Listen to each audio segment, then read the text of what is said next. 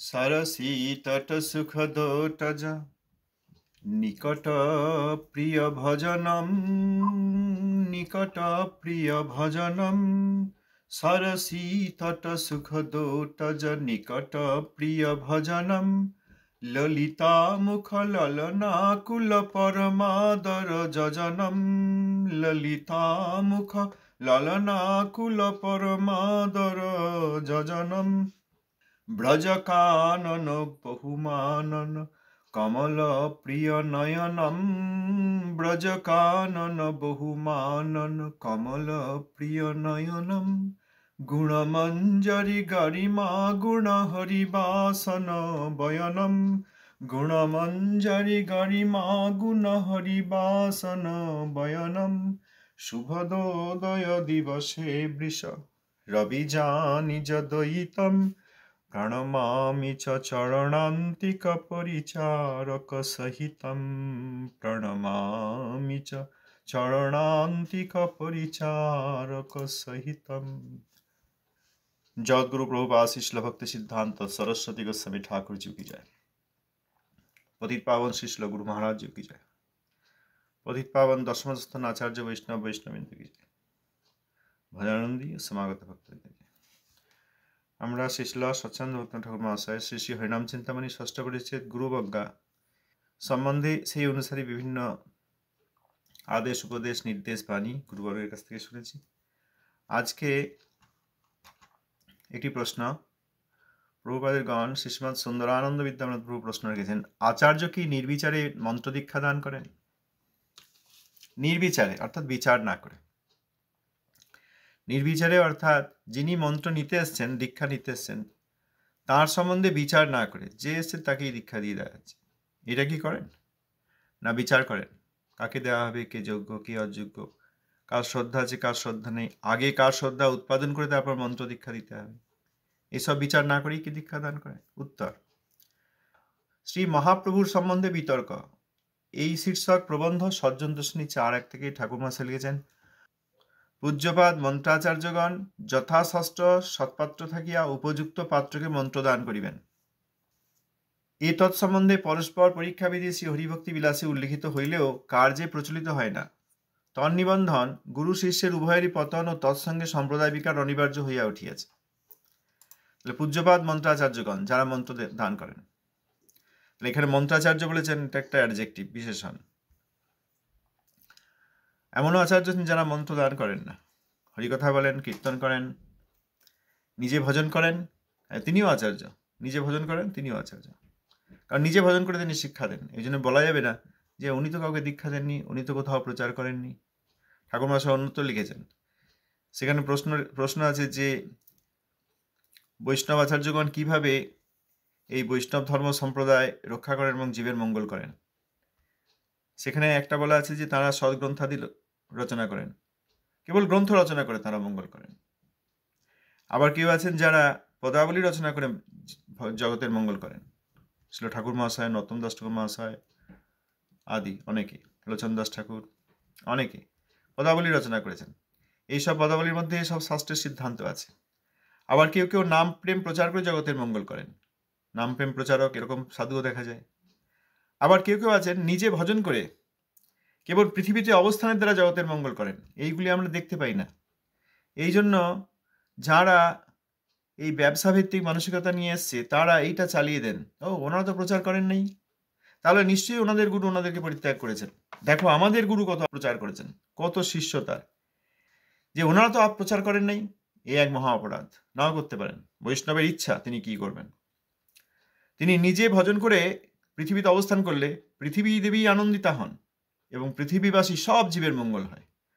অতএব আমরা যেটাকে প্রচার মনে করি সেইটি কেউ কেউ নাও করতে পারেন। আছে তো বিবিক্তানন্দী বৈষ্ণব, গোষ্ঠানন্দী বৈষ্ণব আছেন না? কেউ বংশীদাস বাবাজি মহারাজের অবমাননা করতে পারবেন, কেউ গৌরকিশোর দাস বাবাজি মহারাজের অবমাননা করতে পারবেন, কিন্তু শ্রুড অর্থাৎ কি বলা হবে বাংলায়, মানে খুব ধূর্ত হয়ে অনেক লোক এইটা চালিয়ে দিয়েছেন। এই দেখো এনারা প্রচার করেন না, ইনি প্রচার করেছেন, এর চেয়ে মহা অপরাধ আর হয় না। তো এখানে মন্ত্রাচার্যগণ যারা মন্ত্রাদি দান করেন সেই আচার্যগণ, তেমনি অনেকে আছেন যারা গ্রন্থ লিখেছেন, তারা একরকম আচার্য, অনেকে পদাবলী লিখেছেন তারা একরকম আচার্য, অনেকে নাম প্রেম প্রচার করেছেন তারাও একরকম আচার্য, আবার অনেকে বিবিক্তানন্দীর কেবল নিজে ভজন করেছেন। বংশীদাস বাবাজি মহারাজ তো ভজন করতেন, সেখানে চারিপাশে বাহ্যত মলমূত্র পরিত্যাগ করে রাখতেন যাতে লোকেরা না আসতে পারে, বহিরঙ্গ লোক এসে তার ভজনের অসুবিধা না করতে পারে। কিন্তু সেইভাবে অবস্থান করেই গঙ্গার তীরে নবদ্বীপে পশ্চিম পারে সেইভাবে অবস্থান করেই তিনি সমগ্র পৃথিবীর মঙ্গল করেছেন। এইটা আমরা দেখতে পাই না, কারণ আমরা হচ্ছি উলুক, পেঁচা। পেঁচা দিনের বেলা আলো দেখতে পায় না, সূর্য উঠলেও আলো দেখতে চোখ বন্ধ করে থাকে। এইরকম অপরাধ যেখানে হচ্ছে সেখানে বোঝা দরকার, সেখানের সঙ্গে সম্পূর্ণরূপে সম্বন্ধ ত্যাগ করা দরকার। তাহলে যারা মন্ত্রাচার্য পূজ্যপাদ মন্ত্রাচার্যগণ যথাশাস্ত্র সৎপাত্র থাকিয়া, যেখানে প্রশ্ন হচ্ছে তারা কি নির্বিচারে দীক্ষা দেন, সেখানে প্রথমেই মন্ত্রাচার্যকে ঠাকুরমশাই বলে দিলেন যে তাঁরা নিজেরা সৎপাত্র থাকবেন। একসময় সৎপাত্র ছিলেন, ভজনের কিছু চেষ্টা করেছেন বা করেছেন, তারপরে পতন হয়েছে, মায়াবাদীর সঙ্গ করেছেন, বৈষ্ণব বিদ্বেষ করেছেন, গুরুবর্গের সঙ্গে কক্ষা করেছেন, পূর্ব গুরু তাদের অবমাননা করেছেন, তাদের শিক্ষা নেননি, বা গুরুদেবের সমান যেসব গুরুদেবের গুরুভ্রাতা গুরুভগিনী তাদেরকে সম্মান করেন নাই, শিক্ষা গুরুদেরকে সম্মান করেন নাই, এইরকম নয়। এবং নিজে সব আচরণ পরিত্যাগ করেছেন, এইরকম নয়। নিজে সৎপাত্র, যথাশাস্ত্র সৎপাত্র থাকিয়া, শাস্ত্রে যেরকম বর্ণনা দেওয়া আছে মন্ত্রাচার্যের চরিত্র সম্বন্ধে তিনি নিজে সেরকম থাকবেন ভজনের দ্বারা। সেই রকম নিজে থেকে উপযুক্ত পাত্র তাদেরকে মন্ত্র দান করবেন। তাহলে নিজে তো থাকবেনই, যাতে শিষ্য এসে পরীক্ষা করে তাকে বুঝতে পারে যে হ্যাঁ ইনি সদ্বৈষ্ণব। আবার তিনি যে পাত্রকে মন্ত্র দেবেন তাকে উপযুক্ত হতে হবে। অতএব তিনি যেহেতু ভজনানন্দী, সেহেতু তিনি চিনতে পারবেন যে যিনি এসছেন ইনি উপযুক্ত কিনা, না হলে উপযুক্ত করে নেবেন। এই যে আগে আমরা পড়লাম, নিজের সচ্চরিত্র দেখিয়ে তিনি শ্রদ্ধা আদায় করে নেবেন। শ্রদ্ধা আদায় করাটা তার দায়িত্ব। যদি শ্রদ্ধা না থাকে সেরকম ব্যক্তিকে নামোপদেশ করা যায় না। সেরকম ব্যক্তিকে নামোপদেশ করলে অশ্রদ্ধজনে নামোপদেশ হয়, সেটি একটি নামাপরাধ। মন্ত্রাচার্য তিনি গুরুদেব, তিনি নামাপরাধ করবেন কেন? এরপরের বাক্য, এ তৎসম্বন্ধে পরস্পর পরীক্ষাভেদী শ্রী হরিভক্তি বিলাসে উল্লিখিত হইলেও কার্যে প্রচলিত হয় না। ঠিকই, আমরা কোথাও দেখেছি যে এখানে পরীক্ষা হচ্ছে, বললে যে ওইখানে যান, নাম লিখিয়ে নেবেন, এই আগামী দিন যে দীক্ষার তারিখ আছে সেইখানে অনেককে দীক্ষা দেবো, আপনাকেও দিয়ে দেবো। এরকম দেখা যায় বিভিন্ন ক্ষেত্রে। হরিভক্তি বিলাসে উল্লিখিত থাকলেও এটা কার্যে প্রচলিত হয় না। ঠাকুরমশাই বলছেন, তন্নিবন্ধন গুরু শিষ্যের উভয়েরই পতন ও তৎসঙ্গে সম্প্রদায় বিকার অনিবার্য হইয়া উঠিয়াছে। তা কি হলো? সেই গুরু সৎপাত্র থাকছেন কিনা এবং তিনি সৎপাত্রকে উপযুক্ত বিচার করে নিয়ে দীক্ষা দিচ্ছেন কিনা, এটা হরিভক্তি বিলাসে উল্লেখ আছে, কিন্তু হয় না। তার ফলে কি হয়? তার ফলে গুরু এবং শিষ্য উভয়েরই পতন হয়। আর কি হয়? কেবল সেই গুরু এবং সেই শিষ্যের পতন হচ্ছে তাই নয়, যে গুরুদেব নিজে সৎপাত্র থাকলেন না বা বিচার না করে দীক্ষা দিলেন, বা যে শিষ্যের যোগ্যতা নেই কিন্তু দীক্ষা পেয়ে গেলেন, কেবল এই দুইজনেরই পতন হচ্ছে তা নয়, তার সঙ্গে সঙ্গে সম্প্রদায় বিকার অনিবার্য হইয়া উঠিয়াছে। এই জন্যই তো সৎ সম্প্রদায়ের মধ্যেও অনেক উপসম্প্রদায় এবং ফাইনালি অবশেষে অপসম্প্রদায়ের সৃষ্টি হচ্ছে। পরবর্তী প্রশ্ন, গৃহস্থ বেশদ্রিক পুরুষ কি আচার্য হইতে পারেন? গৃহস্থ বেশদ্রিক অর্থাৎ গৃহে থাকেন, ইনি গৃহী ভজনানন্দী, মধ্যম বৈষ্ণব ভজনানন্দী বা উত্তম বৈষ্ণব, কিন্তু গৃহী, তিনি কি আচার্য হতে পারেন? আমাদের একটা ধারণা আজকাল হয়েছে যে আচার্য মানে কোনো মন্দিরে তিনি আচার্যের আসন নিয়ে আছেন এবং সন্ন্যাসী ইত্যাদি, কতদিন মঠে আছেন, তারপর সন্ন্যাস হয়েছে, তারপর তিনি এখন এরকম আচার্য হয়েছেন। নাও হতে পারে, সেও হতে পারে, তিনিও যদি ভজনানন্দী হন হবে, কারণ তিনি শূদ্র না ব্রাহ্মণ, তিনি গৃহস্থ না সন্ন্যাসী, বর্ণ বা আশ্রম বিচার করতে তো ঠাকুরমশাই কোথাও বলেননি, শাস্ত্রে কোথাও বলেননি। এখানে সেই প্রশ্ন রেখেছেন যে যারা গৃহস্থ তারা কি আচার্য হতে পারেন? উত্তর, শ্রী ঠাকুর মহাশয়ের প্রবন্ধ আচার ও প্রচার, সজ্জন্তোষণী 4:2 থেকে, গৃহস্থদিকের মধ্যে যাহারা নববিধা ভক্তি আচরণে পটু তাহারাই ভক্তিকাণ্ডের আচার্যতা গ্রহণ করিবার যোগ্য। এই শ্রবণ কীর্তন স্মরণ বন্দন, শ্রবণ কীর্তন স্মরণ পাদসেবন অর্চন বন্দন দাস্য সখ্য আত্মনিবেদন, এই নববিধা ভক্তি, এতে যারা পটু অর্থাৎ দক্ষ, তারা ভক্তিকাণ্ডের আচার্যতা গ্রহণ করতে পারেন। তারা এই নাম প্রেম প্রচার করতে পারেন, গ্রন্থাদি লিখতে পারেন, পদাবলী লিখতে পারেন। অবশ্যই তারা নিজে ভজন করেন, ভজনানন্দী, এবং তারা দীক্ষা দিতে পারেন? এই প্রশ্নে এই দীক্ষার প্রশ্নই রয়েছে। তারা কি শিষ্যদি করতে পারেন? হ্যাঁ, করতে পারেন। যদি গৃহে আছেন কোনো মহাবৈষ্ণব, তিনি ভজনানন্দী হন, অতএব তিনি এই ভক্তিকাণ্ডের নববিধ ভক্তি আচরণের দক্ষ, অতএব তিনি দীক্ষা দিয়ে অবশ্যই দিতে পারেন। প্রভুপাদ, শ্রী শিল প্রভুপাদের উপদেশামৃত অরিজিনাল গ্রন্থে 179 পৃষ্ঠা 179। প্রশ্ন: সদ্গুরু চরণাশ্রয়ে কি সবই লাভ হয়? উত্তর: শিল প্রভুপাদ, শ্রী গুরুদেবের পদাশ্রয়ে কৃষ্ণ নাম, কৃষ্ণমন্ত্র প্রভৃতি সবই লাভ হয়। কিন্তু শ্রী গুরুপাদ পদ্মে প্রচুর পরিমাণে সেবার বিচার না আসিলে এইসব অপ্রাকৃত বস্তুর উপলব্ধি হয় না। বিস্তম্ভভাবে অর্থাৎ দৃঢ় বিশ্বাস বা প্রীতির সহিত গুরুকে আশ্রয় না করিলে, গুরুর নির্দেশ মতো ভক্তিপথে অগ্রসর হইতে না পারিলে আমাদের বাস্তবিক মঙ্গল হয় না। কারণ আধ্যাত্মিকগণ তর্কপন্থী, তর্কপন্থায় শ্রৌতপথ বা ভক্তিপথের কথা হৃদয়ঙ্গম হয় না। ভক্ত গুরুর আশ্রয়ে থাকিয়া তদানুগত্যে ভক্তিপথে বিচরণ না করিলে বুদ্ধির উপযুক্ত ব্যবহার হইবে না। ভক্তগুরুর আশ্রয়ে থাকিয়া তদানুগত্যে ভক্তিপথে বিচরণ না করিলে বুদ্ধির উপযুক্ত ব্যবহার হইবে না।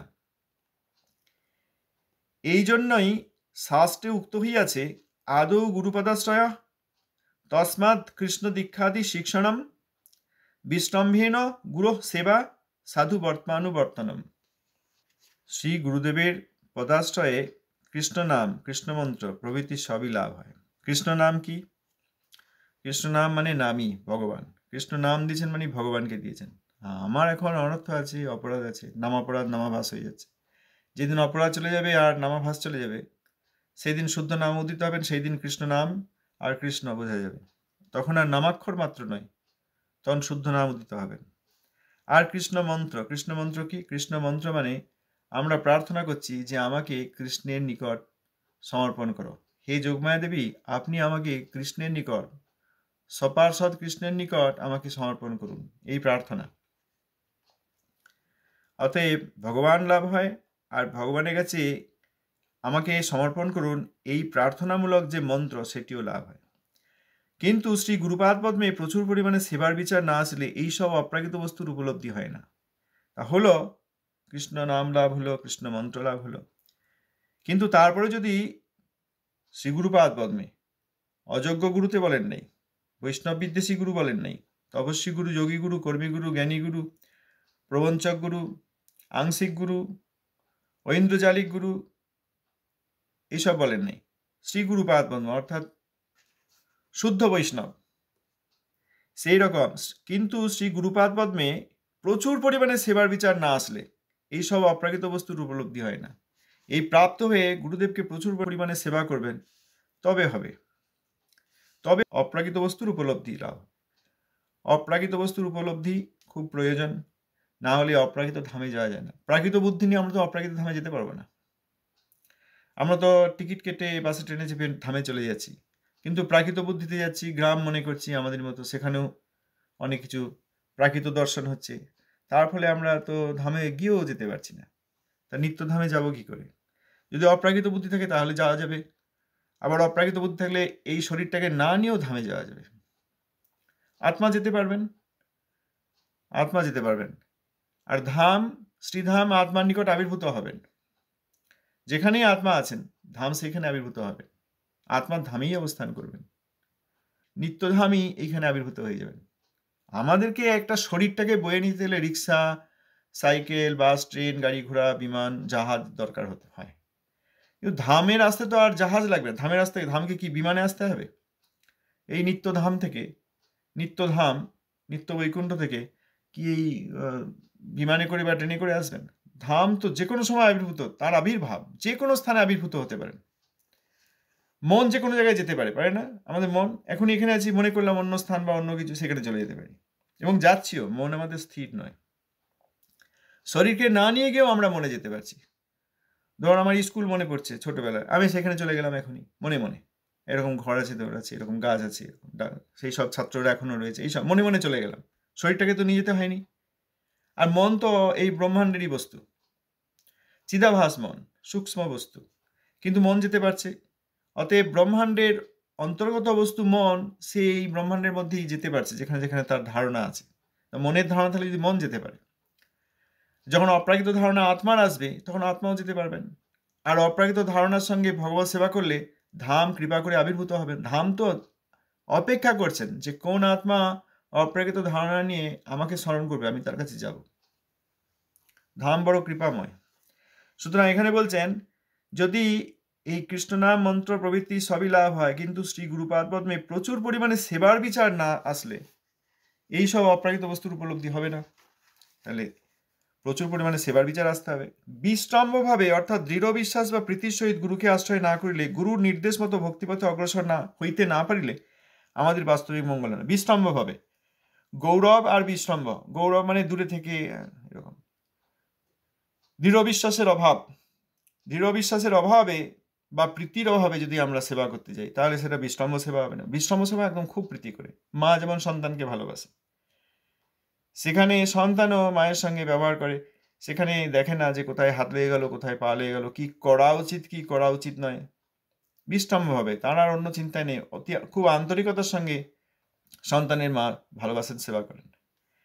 তো অপ্রাকৃতভাবে বিস্তম্ভ ভাব সেইটাই যে দৃঢ় বিশ্বাস অর্থাৎ শাস্ত্র নির্দেশিত শব্দব্রহ্মে নির্দেশিত গুরুতত্ত্ব বুঝতে পেরে তার আশ্রয় বিগ্রহের রূপ, মূল আশ্রয় বিগ্রহের অধীনে গুরুদেব, সেইভাবে প্রীতির সঙ্গে সেবা। গুরুদেব কোথায় আছেন? গুরুদেব ভজনের দ্বারা সর্বদা ধামে আছেন। গুরুদেব কি একা আছেন?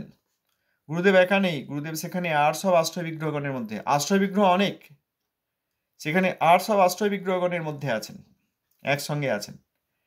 এবং অনেক আশ্রয় বিগ্রহ সেখানে আবার মূল আশ্রয় বিগ্রহের অধীনে আছেন। মূল আশ্রয় যেমন সক্ষরাসে যদি কেউ ভজন করেন, তার গুরুদেব সখারূপে বৃন্দাবনে আছেন, অনেক সখাদের অধীন হয়ে আছেন, যেরকম তাদের পরম্পরা, যেরকম ভজন। আর তাঁরা আবার এই মূল আশ্রয় বিগ্রহ যিনি হবেন সখাদের মধ্যে, ধরুন সুবল, সেই তাঁর অধীনে থাকবেন। তাহলে সুবলাদি সব সখা আছেন, সেখানে গুরুদেবও সখারূপে রয়েছেন, তাঁরা সকলে কৃষ্ণের সক্ষরসে আনন্দ বিধান করছেন। এইখানে হবে বিস্তম্ভ সেবা। আমরা মনে করি এইখানে বসে আছেন, শরীর খারাপ, হ্যাঁ কাশছেন, একটু গরম দুধ খাইয়ে দিই, এই সব আমাদের প্রাকৃত ধারণা, ওই জন্য তো গুরু সেবা হচ্ছে না। গুরুদেবের শরীর খারাপ, বয়স হয়েছে, হাঁটতে পারেন না, এইসব দেখছি।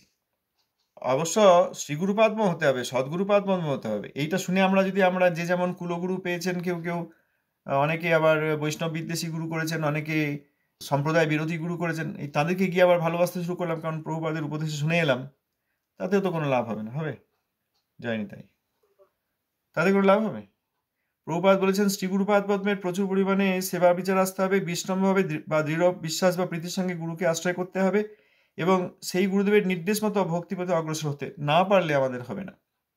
তাহলে এটা যখন বলেছেন, আমরা গিয়ে যে যেমন তপস্বীকে গুরু করেছে, কেউ কর্মীকে গুরু করেছে, কেউ কুলগুরুকে গুরু করেছে, কেউ বৈষ্ণব বিদ্বেষীকে গুরু করেছে, সেইখানে যদি আবার সেবা আরম্ভ করে দেওয়া হয় তাহলে মনে হবে প্রভুপাদের কাছে শুনলাম, সেই অনুযায়ী করছি, তাতেও তো আমাদের লাভ হবে না। অতএব প্রথমেই ওই জন্য সদ্গুরুপাদ পদ্ম হতে হবে, এই যেই পরীক্ষা করে বিচার করে নিতে হবে, তারপর দীক্ষাদি গ্রহণ করতে হবে, নাহলে সবই তো জলে চলে যাচ্ছে। সদ্গুরু চরণাশ্রয় যদি সবই মঙ্গল হয় তাহলে তাকে তো সদ্গুরু প্রথমেই হতে হবে। যদি এই বিস্তম্ভভাবে অর্থাৎ দৃঢ় বিশ্বাস বা প্রীতির সঙ্গে গুরুদেবকে আশ্রয় না করা হয় এবং গুরুদেবের নির্দেশ মতো যদি এগিয়ে না যাওয়া হয়, গুরুদেবের নির্দেশ মতো যদি এগিয়ে না যাওয়া হয়, তাহলে আমাদের বাস্তবিক মঙ্গল কী হবে? যেমন আছে এরকমই থাকবে। তখন দেখা যাবে যে এই মনের ক্ষোভ, রাগ, বিদ্বেষ সব এসে যাচ্ছে, কেউ যায়নি। তারপরে এই যে ৩৩ প্রকার কত প্রকার অসুর আছে, এই কৃষ্ণ যেসব অসুর নিধন করেছেন এবং বলরাম যেসব অসুর নিধন করেছেন, তারা এক একটি ভাব নিয়ে আমাদের মধ্যে রয়েছে, বৎসাসুর, পুতনা, তৃণাবর্ত ইত্যাদি। এই পুতনা ভাব, পুতনা যতক্ষণ আমরা পুতনার পরাক্রমে রয়েছি ততক্ষণ শুদ্ধ গুরুপাদ পদ্মকে চিনতেই পারবো না। ওই পুতনার মতো এরকম ঠকিয়ে দেবে বঞ্চক, এরকম একজন ব্যক্তিকে গুরু করে বসে থাকবো। এত দেখা যাচ্ছে বৈষ্ণব অপরাধ, তবু কেউ বুঝতে পারছি না যে ইনি বৈষ্ণব অপরাধী গুরু। বৈষ্ণব অপরাধে এনার খুব চলে। ইনি কৃষ্ণ বিদ্বেষী গুরু, ইনি বৈষ্ণব বিদ্বেষী গুরু, ইনি গুরু বিদ্বেষী গুরু, ইনি শিক্ষাগুরু বিদ্বেষী গুরু আমরা দেখতে পাচ্ছি না, কারণ পুতনার বধ হয় নাই। আমরা যদি প্রার্থনা করি সবিনয়ে সকাতরে, তাহলে কৃষ্ণই একদিন এই পুতনাকে বধ করে দেবেন। আমাদের হৃদয়ের মধ্যে যে ভাবরূপে পুতনা রয়েছেন, তখন সদ্গুরুর দর্শন পাওয়া যাবে। এইটা না পারলে আমাদের বাস্তবিক মঙ্গল হবে না, কারণ আধ্যক্ষিকগণ তর্কপন্থী, আধ্যক্ষিক অধ্যক্ষ থেকে আধ্যক্ষিকতাটা এসছে, প্রভুপাদ বহু জায়গায় ব্যবহার করেছেন। অধ্যক্ষ অর্থাৎ এই মন ইন্দ্রিয়ের দ্বারা যেসব অভিজ্ঞতা লাভ করেছে সেইগুলোর বিচার করে আমরা চলি। সাধু গুরু বৈষ্ণব এনাদের কথা হচ্ছে সেখানে একজন ওই মাথায় খোপা বাঁধা লাল কাপড়, তথাকথিত বাহ্যত বৃন্দাবনে থাকে, ভজন সাধন কিছু নাই, ঠকবাজ, সেই সব লোক কি বলছে সেইগুলো নিয়ে আমরা বৈষ্ণব বিচার করছি। তিনি কি বললেন সেই নিয়ে বিচার করা হচ্ছে, এইসব আধ্যক্ষিকদের বিচার। এরা তর্কপন্থী। আমাদের মন যে তর্ক করছে এবং মাঝে মাঝে বিষণ্ণ হয়ে পড়ছে, মনের সঙ্গে না মিললেই বিষণ্ণ হয়ে পড়ছি, এর কারণেই যে আমরা আধ্যক্ষিক। আমরা যা বুঝেছি এতদিন, চোখ দিয়ে দেখেছি, কান দিয়ে শুনেছি, তারপর মন দিয়ে সেটাকে বুঝেছি, সেইটা নিয়ে একটা অভিজ্ঞতা সঞ্চয় করে রেখে দিয়েছি, সেইটা আমরা কিছুতে ছাড়তে চাইছি না। এই জন্য আমরা আধ্যক্ষিক এবং তর্কপন্থী। এই আধ্যক্ষিক, অবরোহপন্থী, আরোহপন্থী এইসব শব্দ প্রভুপাদ বিভিন্ন স্থানে বলেছেন। আর তর্কপন্থায় শ্রৌতপদ বা ভক্তিপদের কথা হৃদয়ঙ্গম হয় না। এই জন্যই আমরা শাস্ত্রীয় সাধুসঙ্গই ভালো, প্রভুপাদ বলেছেন। এই জন্য শাস্ত্রীয় সাধুসঙ্গ করার চেষ্টা করছি। এর দ্বারা আমাদের হৃদয়ের মধ্যে যে আধ্যক্ষিক ভাব আছে, যে আমি একটি অধ্যক্ষ মানে কি? প্রফেসর।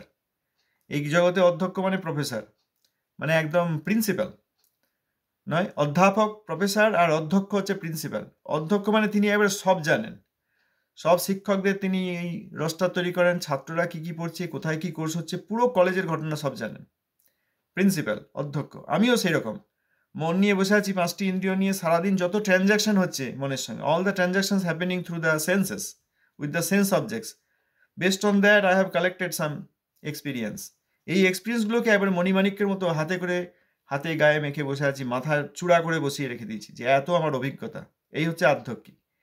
এই যত ধারণা আমরা পেয়েছি এইসব ত্যাগ করতে হবে।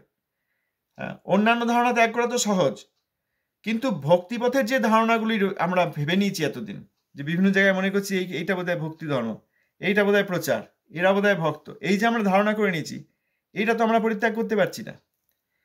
এই ভক্তি ধর্ম সম্বন্ধে আমাদের যে তর্কপন্থা, না এখানে আমরা দেখেছি খুব ভক্ত দেখেছি, খুব নাচ গান হচ্ছে, খুব সব কিছু ত্যাগ করেছে, কিন্তু আমরা এটা দেখতে পাচ্ছি না যে মাছ মাংস ত্যাগ করে বা অন্যান্য অনেক দুশ্চরিত্রতা ত্যাগ করে তারা বৈষ্ণব অপরাধ গ্রহণ করে নিয়েছেন। আমরা দেখতে পাচ্ছি, সেটা বড় কথা নয়, সেটা বড় কথা নয়। মাছ মাংস খেয়ে পাপ হচ্ছে বা দুশ্চরিত্র হলে পাপ হচ্ছে, তার ফলে নরক গমন হয়, নরকে গিয়ে সেখানে প্রত্যেকটি পাপের নির্দিষ্ট পরিমাণ শাস্তি আছে এবং বিভিন্ন নরকের কক্ষ আছে, 28টি প্রধান কক্ষ আছে, শ্রীমদ্ ভাগবতে এসবে বর্ণনা আছে, এবং আরও অনেক প্রকার নরক আছে, 28টি প্রধান। তাহলে সেই সব জায়গায় যাওয়া হয় যদি এই অন্যায় করা হয়। এখন মাছ মাংস ছেড়েছি, ইত্যাদি করেছি, কিন্তু এসে একদম সোজা পরম বৈষ্ণবদের নিন্দা শুরু করে দিয়েছি,